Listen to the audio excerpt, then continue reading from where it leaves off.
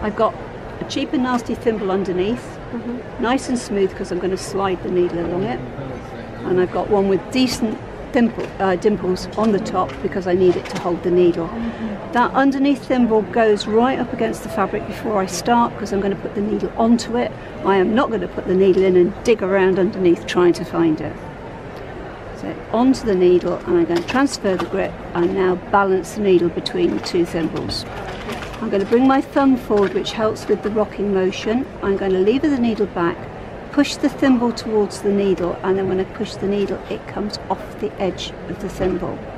It doesn't matter if I haven't started at the edge of the thimble because I'm pushing the thimble, eventually the needle will come off anyway. I'm going to tap the needle because if I push it hard I'm going to get a big stitch, so I'm only going to tap it because I want smaller stitches. Move the thimble back to put the needle in and do it again and again and possibly again. And I can look at them on the needle and see if they're okay. That gap is a little bit bigger than the others, but you won't notice when I've pulled them all through, so I'm going to go with it anyway. And now I'm going to turn it round and I'm going to slide the needle down to the next bit. Now while my friend here has the camera, I'll show you another trick.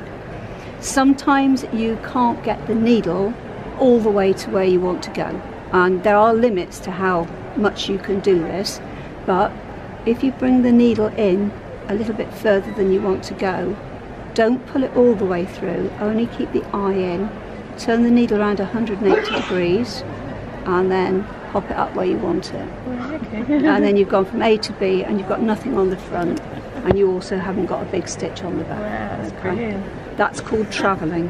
That is the one thing you can do by hand that you can't do on a sewing machine. Yeah.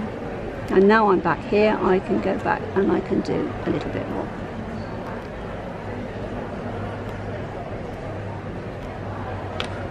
They're better than they were. So if I just leave that there for now. It's practice really, It is practice because it isn't sewing. Yeah, it's getting the motion. Yeah, it's doing two things, because what's happening is you're putting the needle in, you're pushing the needle that way, but you're pushing the thimble that way. Okay. That's why it comes up. This thimble is making a barrier to prevent the needle travelling too far. So this is the one that actually governs the gaps. Right, okay. Because if it's not there, the needle keeps travelling underneath. So this one does the gaps, and this one pushing the needle actually makes the stitches.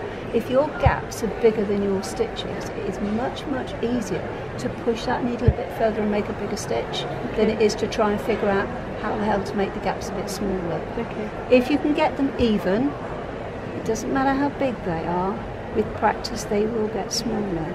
Okay. But even counts for more than tiny. But this is what's happening underneath. There's the thimble, needle goes onto it. As I lever the needle back, I'm starting to push the thimble, and I push the needle and it comes off. Yeah. Right. So it's this one that's doing the work. That's doing the work, okay? Yeah. But if you can't get on with these sort, there is one called the comfort thimble. It's quite big, it's white on top and it has blue, I think it's rubber around the outside, and it stretches over knobbly knuckles. It hasn't got any metal in it and it is actually very comfortable.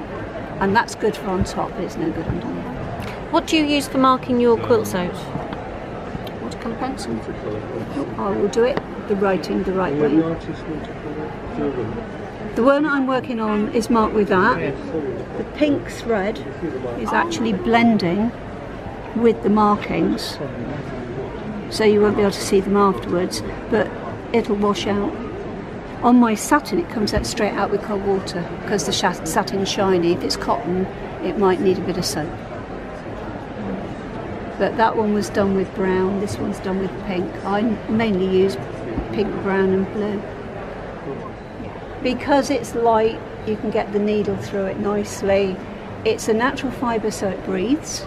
So it's nice to sleep under, and it's good for babies. It's not going to make them hot and sweaty. It's as good to machine quilt as it is to hand quilt, and there are very few waddings you can say that about. Normally you have to decide, is this going into my sewing machine or am I going to do it by hand? I don't think there are any bad waddings out there. What you've got to do is sort out which ones are good for the technique that you're going to use. But any bit left over from this, you can felt it, you can dye it, You can do all sorts of other things with it. I have a quilting friend who's now retired who used this, and she dyed it, and it actually became part of the outside of the quilt. She had the wadding outside of the 2 layers of fabric, and it changed colour with the dye that she'd done on it. So it actually made part of her art quilt. There's all sorts of things you can do with it. You can't do that with the polyester. It's what it is, but it is nice to hand quilt. Okay. You can get the Hobbs poly down in the show, but I've only seen Hobbs Tuscany wool, and that is slightly thicker than the heirloom. The heirloom. The heirloom is the nicest.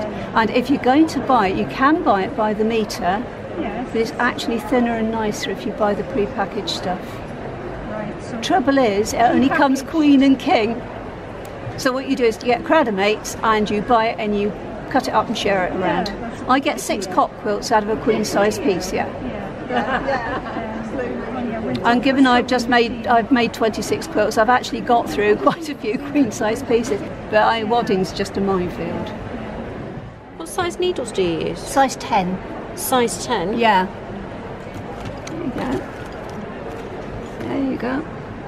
Available from the Crafty Quilter and Contented Cat. very nice. They are Rolls-Royce needles. They are beautifully sharp and they don't bend easily. That's the trouble I have. Yeah. Is the bend. Yeah. Yeah. But actually a between is short and stubby. Yeah. It's supposed to be strong because when you do that with it, between the quilt, a long one bends and a fine one bends. Yes.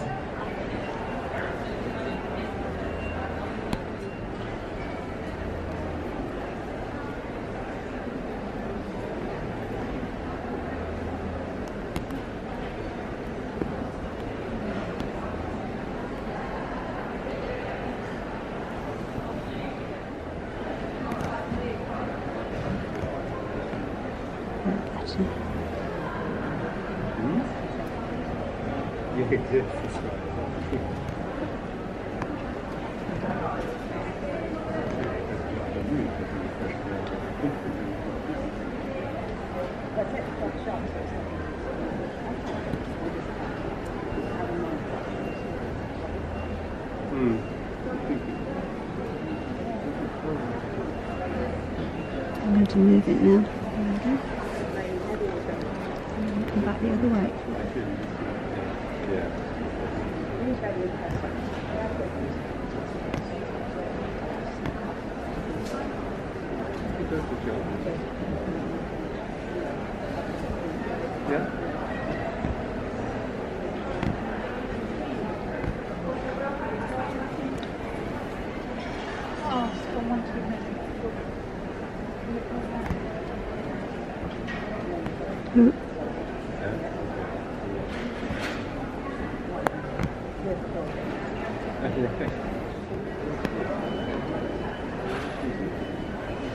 I'm going to finish off this so that you can see how to finish off as well. Yes, please.